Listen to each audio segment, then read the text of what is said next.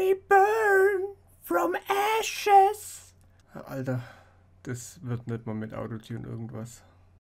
Hallo Freunde des First-Person-Genres.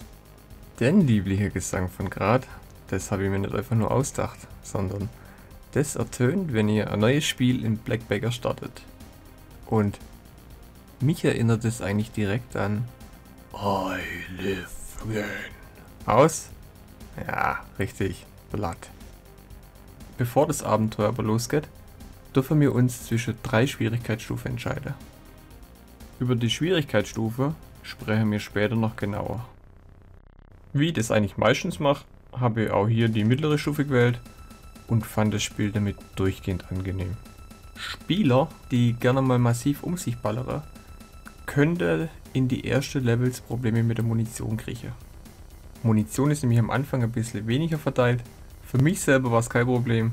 Das liegt aber einfach daran, dass ich schon immer jemand war, der mit seiner Munition, mit seinem ganzen Zeug recht sparsam umgegangen ist. Aber keine Panik, in späteren Levels findet man ausreichend Munition. Ihr könnt aber auch die leichteste Schwierigkeitsstufe auswählen. Da findet man zwar nicht mehr Munition, aber ihr kriegt fürs Aufsammler mehr Munition.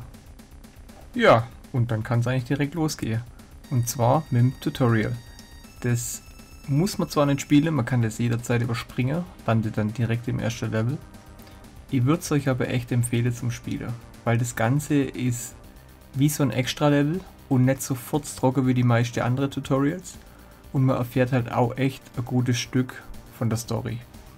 Das Tutorial, das beginnt dann in einem dunklen Gang, wo unser Held so langsam zu sich kommt. Und ich musste da direkt wieder an Blood denken, als Caleb aus seinem kalten Grab emporsteigt. Wer sich jetzt übrigens fragt, wer Caleb ist, das ist der Held aus Blood. Ihr wisst schon, der Typ mit... wartet mal. Hey, komm mal her. Mach mal selber bitte. I live again. Danke, Caleb. Das ist einfach so viel besser. Jetzt stehen wir da und hören plötzlich eine Stimme. Und die kommt weder von Gott, noch liegt es an irgendwelche Drogen, sondern das ist die Stimme von Kitty Darkstar. Kitty Darkstar ist eine Hackerin und die spricht über die Lautsprecher im Gang zu uns. Und zwar spricht sie uns mit dem Namen Black an. Black? Black! Oh, endlich, du bist wach. Black? Wer? Da wir den Namen so fragend wiederhole, gehe ich davon aus, dass wir weder einen Plan haben, wer wir sind, noch was hier eigentlich los ist. Ja, Freunde, und so beginnt das Tutorial von Blackbagger. Im Laufe von dem Tutorial erklärt uns dann Kitty, dass wir uns im Moment im Cyprofox Tower befinden, welches der militärische Hauptstützpunkt vom Widerstand ist. Besser gesagt, er war's, weil der Oberbösewicht des Spiels, Adi Engler, hat den Tower von seinen Untertanen, den Notrons, dem Erdboden gleich machen lassen. Adi Engler, der alte Miesepeter, der mag nämlich kein Metal. Was für ein Lump. Nachdem er dann hat alles in Schutt und Asche liegen lassen, hat er einen Teil vom Festland hoch in den Himmel befördert. Und dort schwebt es jetzt als gigantische Festung von Adi Engler über einem riesigen Säuresee.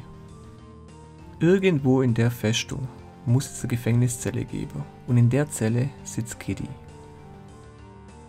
Da wir eh schon unterwegs sind, um dem Adi was aufs Fressbrett zu hauen, retten wir natürlich Kitty gleich mit.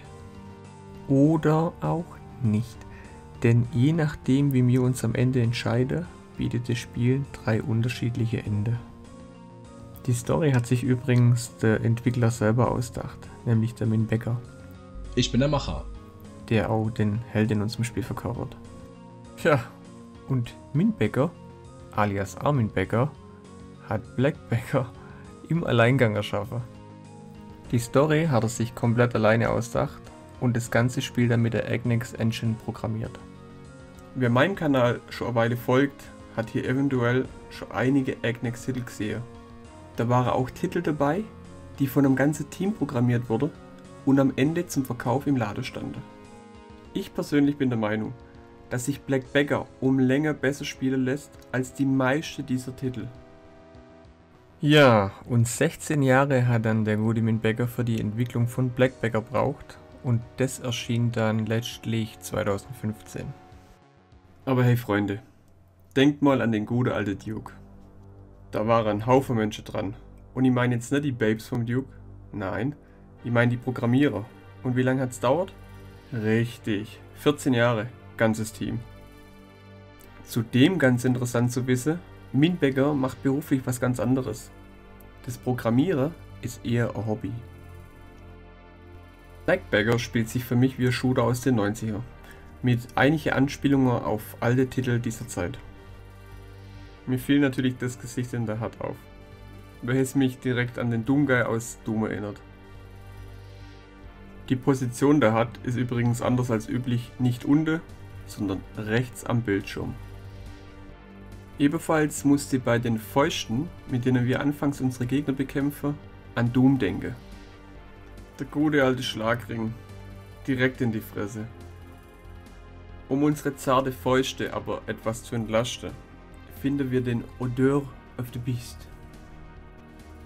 Eine Deo-Spraydose, welches das Konzentrat der Bestie versprüht. Um welche Bestie das es sich handelt, weiß ich nicht. Aber eventuell handelt es sich um den gesammelten Inhalt unzähliger Festival-Dixies, zusammengefasst in einem Konzentrat. Ich vermute hier noch eine Inspiration, und zwar die Spraydose aus Blatt. Die Waffen sind generell recht speziell. Also wer auf die typische Pumpgun oder das typische Sturmgewehr hofft, der hofft leider vergebens. Es gibt schon Projektilwaffen, aber auch die sind ziemlich speziell, so wie der Minzer oder der Attack Batson. Sowie eine Energiewaffe, den Colin Brewer, wo ich direkt wieder bei Doom bin, nämlich die Plasma Gun. Ebenfalls typisch für vergangene Shooter ist das Finden von Schätzen. Auf der ganzen Map liegen Metal-CDs rum, die man einsammeln kann. Einen wirklichen Nutzer haben die zwar nicht, jedoch gibt es Punkte für unseren Highscore. Denn der erwähnte Highscore am Ende des Levels setzt sich aus folgendem zusammen: verbleibender Health-Status, Anzahl besiegter Feinde, sowie gefundene Secrets und CDs. Dieses Zusammenzählen der Punkte und die versteckte Secrets. Ja, ihr wisst schon. Klassische Games wie Doom, Blood oder Duke 3D.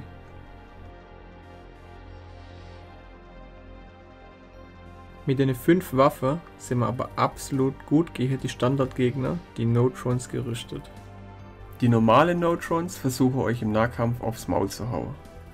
Die Executors besitzen zusätzlich eine Armwaffe, was sie auch auf Distanz gefährlich macht. Es gibt eine weitere Handvoll verschiedener Gegner. Meine Hassliebe galt aber immer dem schwebenden Kopf Likey mit seiner Evil Dead Stimme. Wenn Likey auftaucht ist, habe ich mich meist gefreut wegen der Stimme. Der kleine Drecksack ist aber manchmal so schwer zu treffen, versteckt sich gern mal und taucht plötzlich aus dem Nichts wieder auf. Es gibt natürlich auch Bossgegner und eine von denen, die wartet auf euch. Und es ist schlimm. Es ist einfach nur schlimm.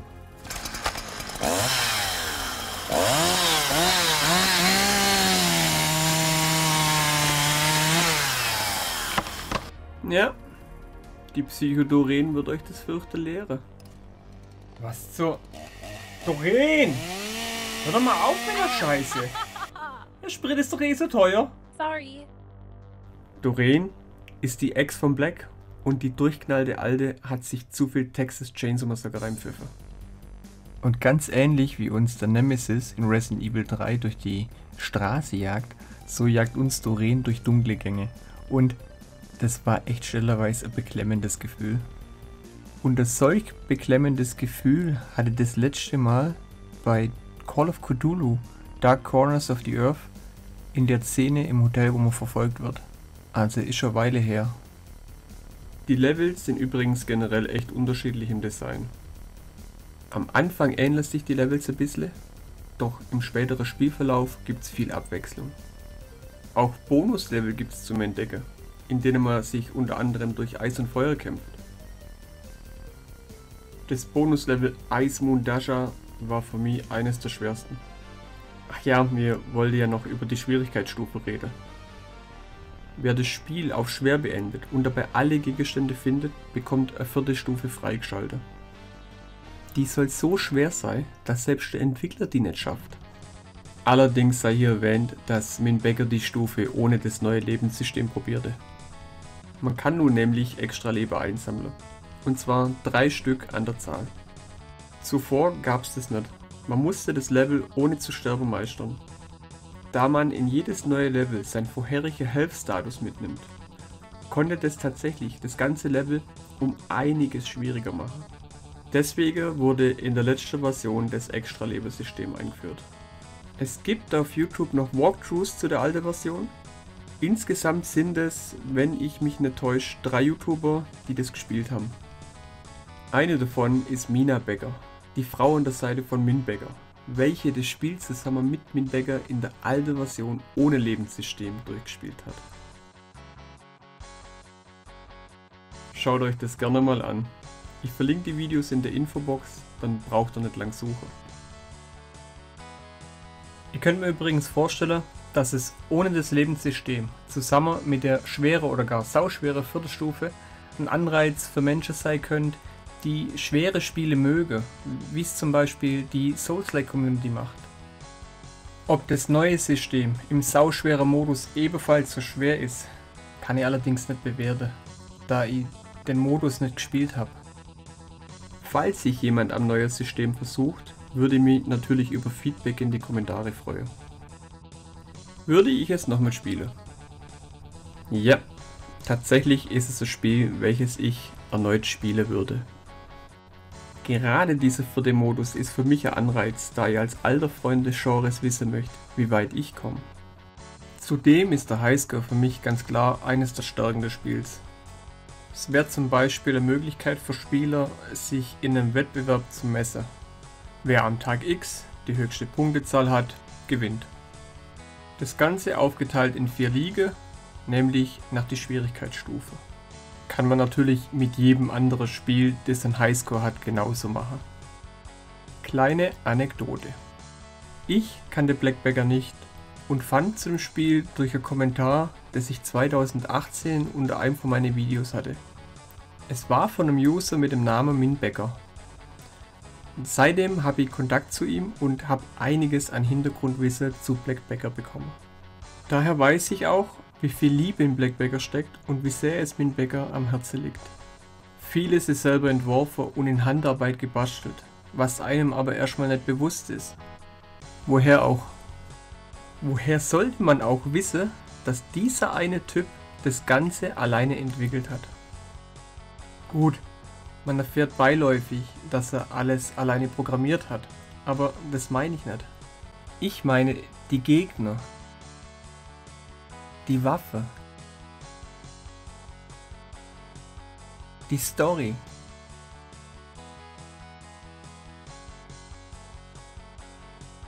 die Levels sowie deren Hintergründe. Alles im Alleingang. Ja, es erschien 2015 neben Titeln wie Wolfenstein, The Old Blood oder Dying Light und ist keiner dieser großen AAA-Titel. Aber mit all dem Wissen hat Black Beggar für mich nochmals einen höheren Wert und hat mir persönlich viel Spaß gemacht. So Freunde, wer Black Beggar gerne selber mal probieren möchte, der kann sich das über den Download-Link in der Infobox downloaden. Das Spiel ist in Deutsch, bietet jedoch englische Untertitel. Black Beggar ist zudem völlig kostenlos. Doch wer möchte, darf gerne Opfergabe in Form von einer Spende dalassen. Lobe den Min. Falls du keine Zeit zum selber Spielen hast, ist es auch kein Problem. Dann schau dir einfach mein Walkthrough oder das von den anderen YouTuber an. Ich habe in meinem Walkthrough noch ein paar Übersetzungen zusätzlich eingebaut. Da ich das Spiel in der englischen Variante gespielt habe, in der die Sprachausgabe Deutsch und die Untertitel Englisch sind, gibt es Stellen im Spiel, die man, wenn man kein Deutsch kann, nicht versteht. Ach ja, wer sich gerne über Shooter unterhält, kann sich auch der Facebook-Gruppe Ego-Shooter alter Schule anschließen. Da wird ausschließlich über Ego-Shooter diskutiert und informiert.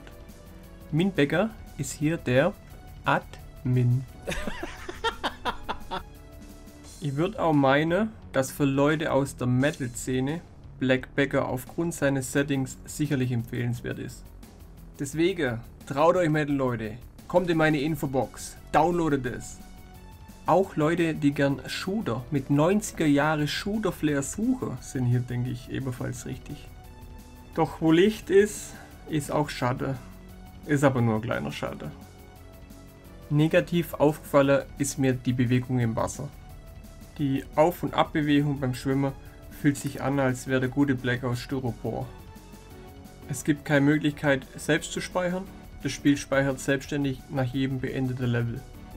Das erhöht zwar die Schwierigkeit mancher Passage im Spiel, doch für Spieler, die gern einmal wieder ein bestimmtes Level erneut spielen möchten, gibt es dadurch nicht die Möglichkeit, dieses direkt anzuwählen. Was allerdings kein echtes Problem darstellt, da ich mir einfach einen extra Ordner erstellt habe und nach jedem beendeten Level den Ordner B2K Save archiviert habe. Jedoch musste ich nach jedem Level das Spiel verlassen, kann aber jetzt jederzeit jedes Level nochmal spielen.